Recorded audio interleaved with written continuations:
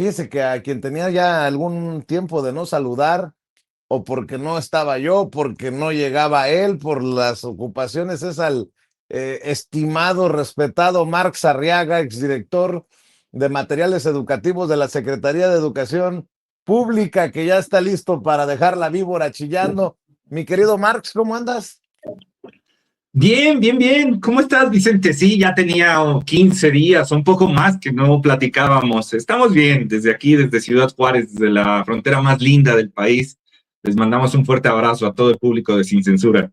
Pues hablando de luchar por la narrativa y de luchar por la verdad y hacerle contrapeso a las mentiras o a la manipulación, hablemos de inversión educativa en tiempos de la 4T. A ver, tú ayúdanos a deshojar la Margarita Marx.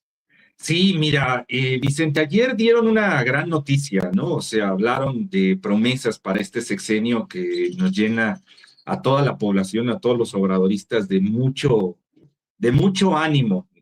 Nuestra presidenta sale y dice que este sexenio se va a romper récord y van a haber 350,000 millones de inversión en obra en cuestión de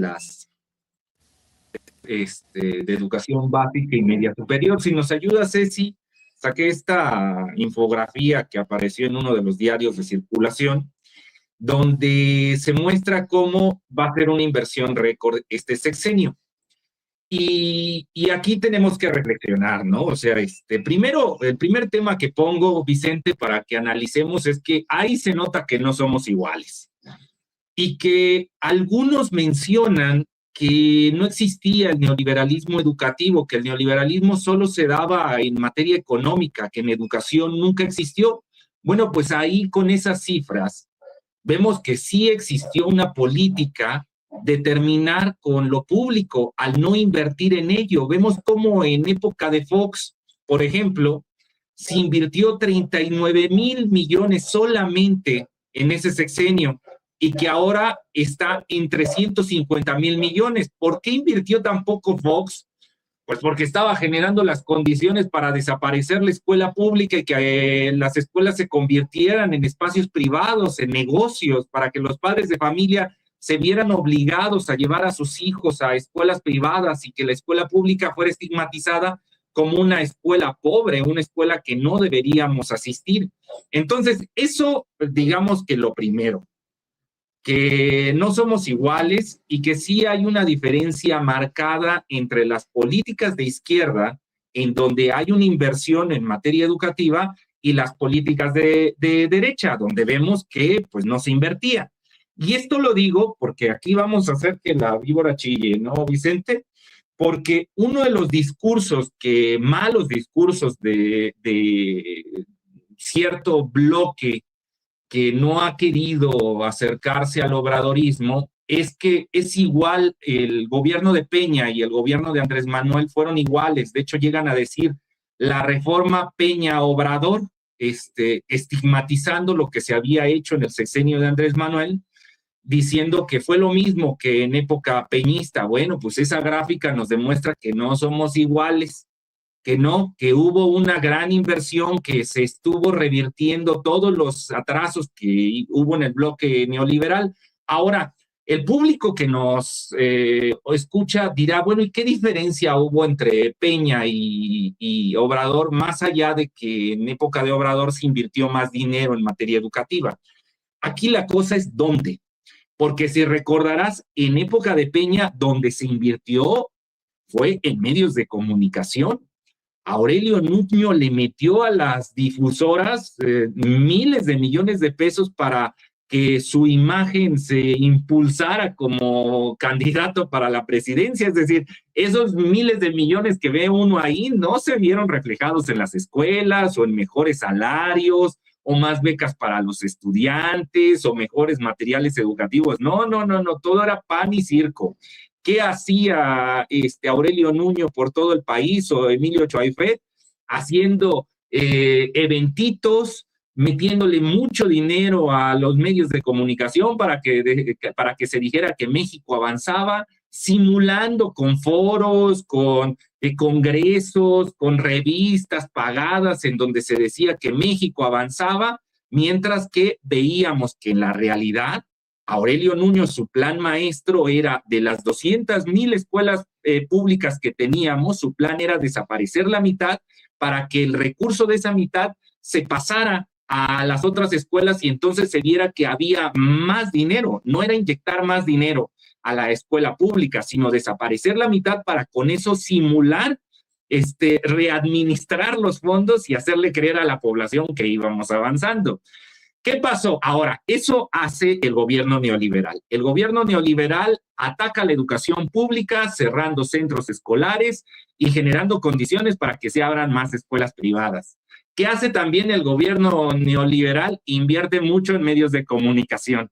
Mete muchas campañas donde se pinta un México rosa, un México de progreso a través de imágenes diseñadas en estudios, en donde no dice nada de la realidad, donde se simula que vamos avanzando. Eso hace el gobierno neoliberal.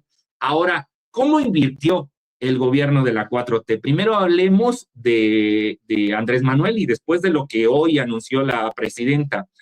El gobierno de Andrés Manuel invirtió en 4 ejes. Primer eje, la precarización laboral. En el gobierno de Andrés Manuel, 1 millón de plazas se dieron. Dirán los compañeros que nos escuchan, maestros, no me van a dejar mentir, ese 1 millón de plazas, ¿de dónde salió o cómo se repartieron? Pues resulta que desde 2010, en especial en el 2014, pero desde el 2010 hasta el 18, o sea, 8 años, pero principalmente 4, hubo mucha irregularidad en la contratación de maestros. Había muchos maestros que estuvieron frente a grupo, pero tenían claves temporales. Eso hizo el gobierno peñista, fue precarizando a los maestros. Con esas evaluaciones les regateaba el que tuvieran plazas. Andrés Manuel lo primero que hizo fue regularizar 1 millón de plazas. 1 millón de plazas de compañeros que estaban de manera irregular, que el gobierno peñista les prometió plaza y no se las dio y solo tenían contratos temporales. Entonces ese fue el primer pilar. Mejorar las condiciones laborales, a dar aumentos por encima de la inflación y regularizar 1 millón de plazas. Segundo, la escuela es nuestra. En lugar de estar invirtiendo en constructoras para que hicieran las escuelas, lo que hizo fue generar comités con los padres de familia para que ellos recibieran el recurso y lo invirtieran en donde creían que la escuela era lo que necesitaba. Así se dieron más de 200,000 apoyos, es decir, todas las escuelas del país en el sexenio de López Obrador, todas al menos recibieron un apoyo para la escuela es nuestra, al menos uno. Llegó a ser tan generoso el gobierno de López Obrador que los centros CONAFE, que es de lo que lo hemos platicado aquí, que son una herramienta neoliberal para precarizar la educación, los centros CONAFE también recibieron y todos los centros CONAFE tuvieron al menos un apoyo por el caso de la escuela es nuestra. Entonces, se invirtió en el dinero en las escuelas, pero no a través de constructoras, sino con los padres de familia. ¿Qué más? ¿Dónde más invirtió el gobierno de López Obrador? En becas. Becas para todos los estudiantes de educación básica. Y por último, el cuarto pilar era el ideológico, es decir, cuál era la nueva propuesta pedagógica para la formación de ciudadanía, que eso fue la nueva escuela mexicana. Bien, pues eso fue en el gobierno, en el sexenio. Ahora, lo que se anuncia es que ya lo habíamos dicho aquí, el gobierno de la nueva gestión de estos 4 pilares se ha quedado con 2.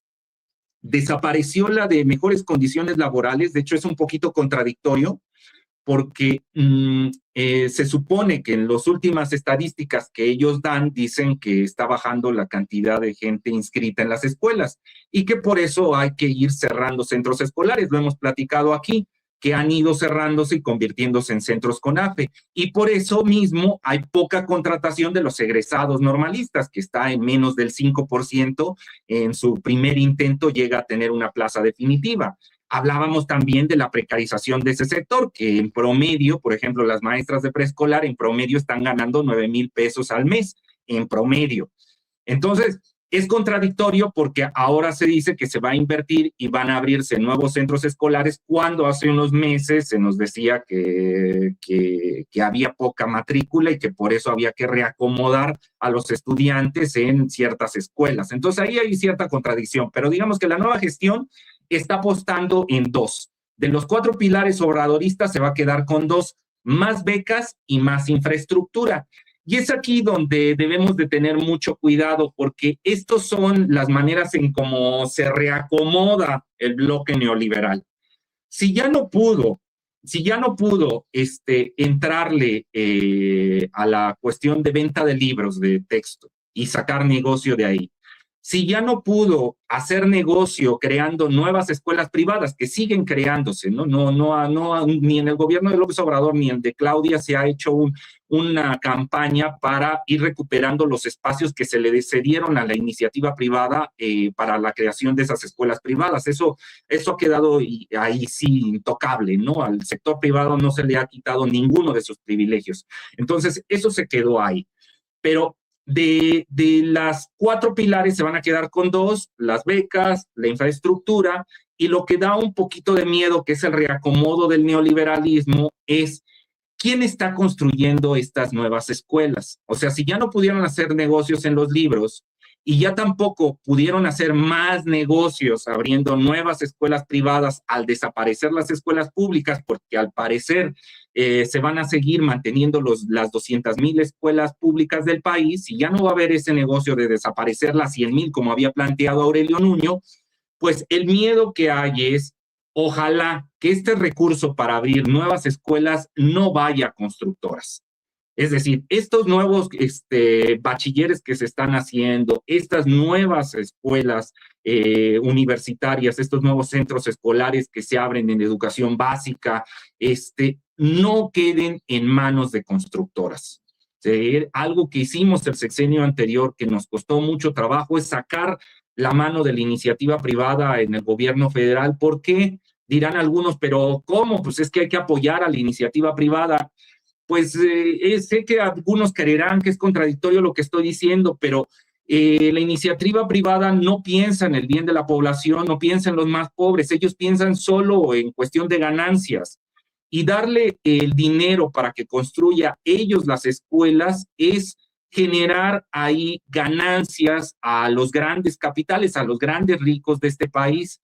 En su momento, compañero Andrés Manuel lo que hizo fue utilizar al ejército para construir la obra pública. Ojalá que en este gobierno estos 350,000 millones de pesos que anunció nuestra presidenta que se van a dar este sexenio, y sé que está llena de muy buenos asesores, que no acaben en manos de la iniciativa privada, de constructores que inflen los precios, que nos vendan centros de estudio, es decir, preparatorias, a unos costos elevadísimos, sino que sea a través del ejército o a través, ojalá que en algún momento, la misma Secretaría de Educación Pública que lo tuvo en su momento tenga área de obra. Es decir, ellas dentro de la misma secretaría tengan a ingenieros civiles, tengan a gente de la construcción, a pintores, a electricistas que estén haciendo los nuevos centros escolares en el país y que no acaben en manos de las grandes constructoras estos 350,000 millones, porque va a ser una pena que como sujetos de izquierda, en una inversión récord que se plantea para este año, para este sexenio, de estos 350,000, pues acaben en manos de empresarios que solo busquen el lucro. ¿No lo crees, Vicente? No, pero sería la gran tragedia educativa del sexenio, aunque no creo. Yo también. Dicen que sobre aviso no hay engaño. Yo también creo que nuestra presidenta es muy astuta, es muy lista y que sabe que además es compañera, es maestra como nosotros. Entonces, creo que sabe que ese dinero debe de estar bien empleado y sabe que tiene ahí al ejército para hacer esa obra pública y que no necesita de constructoras. Entonces ahí creo que pondrá los candados suficientes para que esos 350,000 millones de pesos no acaben en los bolsillos de los de siempre. Y yo sé que hay algunas constructoras que escucharon la noticia de ayer y que mira, ya están frotándose las manos porque dicen, bueno, Pues, ¿dónde está el contrato? Corrieron a buscar, ¿no? Corrieron a buscar, a levantar el teléfono, a decir, yo te construyo la preparatoria que quieres aquí en el estado de Chiapas, en el estado de Zacatecas. No, no, aquí hay que tener mucho cuidado porque en obra pública es donde más corrupción se da, en donde es más fácil desviar los recursos. Y pues bueno, decirle también a los compañeros de la Secretaría, sin el afán de aquí, porque luego lo tachan a uno, de que está uno en contra del obradorismo y de la 4T y del segundo piso, que no es así, decirles que si bien hay que invertir en obra, y si bien es cierto, hay que invertir en más becas, los salarios de los maestros están por los suelos. Y que no se trata de contratar más personas en estado de precarización. Es decir, si van a contratar para estos nuevos centros escolares y nos van a decir que van a entrar, no sé, 50,000 nuevos compañeros ganando 7,500 pesos mensuales, eso no va a mejorar las condiciones educativas en nuestro país. Lo que sería idóneo es que de estos 350,000 millones, inversión récord de este sexenio, acaben en mejorar los salarios de los maestros para que entonces eso, la educación que estamos pensando, que sea una educación que forme el pensamiento crítico en la ciudadanía, se pueda lograr. Porque no sé tú, pero imagínate, el promedio está en preescolar de 7,500 pesos mensuales a 9,800, el salario que recibe una maestra de preescolar. Imaginemos, vámonos en el peor escenario, 7,500 pesos al mes. ¿Tú crees que con esas condiciones laborales se puede dar una buena clase? O sea, teniendo 25 horas a la semana, que con un salario tan bajo se puede asumir esa responsabilidad de dar las clases. Entonces, yo creo que esos 350,000 millones deberían repensárselo y una parte de ellos, una buena parte, debería ser para la mejora del salario de los maestros. Y cuando dice la coordinadora, y que nosotros en su momento lo dijimos, un aumento del 100%, yo sé que la población dicen, están locos, ¿no? ¿Cómo pide el magisterio un 100% de aumento? Pero oigan, si ganan 7,500 pesos al mes, ¿tú crees que ganar 14,000 pesos es un exceso? O sea, tampoco no es que estén pidiendo ganar 100,000 pesos al mes. O sea, claro, de 7,500 a 14, 15,000 pesos se me hace algo hasta un salario que ya debería estar instalado, porque son ellos los que forman a la ciudadanía de nuestro país. O sea, cuando nos dicen, es que ganan 7,500, uno se siente indignado. ¿Cómo puede ser que un maestro gane tan poco? Pues sí, definitivamente. Hay mucho, mucho por avanzar y esto nos da material para seguir platicando de estas cosas sin censura en este espacio que compartimos con el querido Marx Arriaga, respetado Marx Arriaga. Oye, Max, por el momento, ¿por qué no cerramos invitando a la audiencia para que te siga en redes sociales? Sin duda, Vicente, síganos en redes sociales, estamos en Twitter principalmente, en Facebook, estamos preparando ya unas pequeñas, entrar a TikTok para tener y YouTube seminarios donde estemos hablando de cómo enseñar bajo el modelo de la nueva escuela mexicana, el obradorista, cómo formar ciudadanía crítica. Entonces pronto estaremos ya también en YouTube dando ciertos seminarios para armar tanto los programas de estudio, armar los proyectos que se llevan dentro de la escuela, destinados a los maestros de este país. Seguiremos dando la batalla en cuestión de educación de izquierda. Y síganos ahí y pongan mucha atención, el tema educativo es fundamental.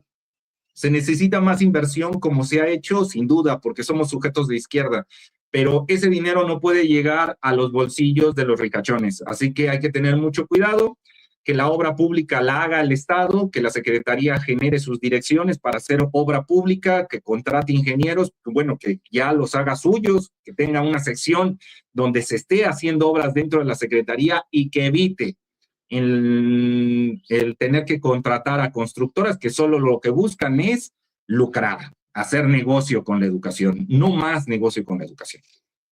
Así es, mi querido. ¿Tus redes otra vez, Max? Sí, @Marx Arriaga en en todas las redes es sencilla. @Marx Arriaga me pueden encontrar. Les mando un fuerte abrazo y nos vemos la próxima semana a ver qué noticias nos tiene la Secretaría. Recuerden, se acerca el Día del Maestro y ahí habrá mucho tema porque estos 350,000 millones, aunque a la población no suena muy bien, al magisterio no le suena muy bien porque dirán, sí, se van a invertir en obra. ¿Y nuestros salarios cuándo? Y esto va a enfurecer al magisterio saber que habrá una inversión récord en materia educativa en obra pública, pero que en cuestiones de salarios no va a haber el mismo porcentaje. Entonces ya se verá si en las siguientes semanas se anuncia un aumento salarial que sea proporcional a esto que se ha anunciado, o se va a dar la confrontación entre el Estado y el magisterio, y esta nota que sacaron el día de ayer solo sea para convencer a la población en general de que el magisterio es inhumano o no es patriota porque está saliendo a las calles exigiendo más salario cuando se está invirtiendo en crear más salones. Que te digo, esto habrá que ir hilando fino con el paso de los meses para ver esa obra pública en dónde se vio reflejada. ¿Dónde están esos planteles? ¿Cuánto costaron? ¿Quién se llevó los contratos? Y es ahí donde la población puede dar la espalda a esta gran noticia y convertirlo en una tragedia. Por eso, ojalá que la Secretaría y en especial Presidencia esté poniendo mucha atención en a dónde va a ir a dar esos 350,000 millones, porque esta buena noticia se puede convertir en una gran tragedia. Estamos al pendiente, Marx. Un abrazo hasta Ciudad Juárez. Marx Arriaga, exdirector de materiales educativos en la Secretaría de Educación Pública, catedrático universitario y amigo de este espacio libre como el viento.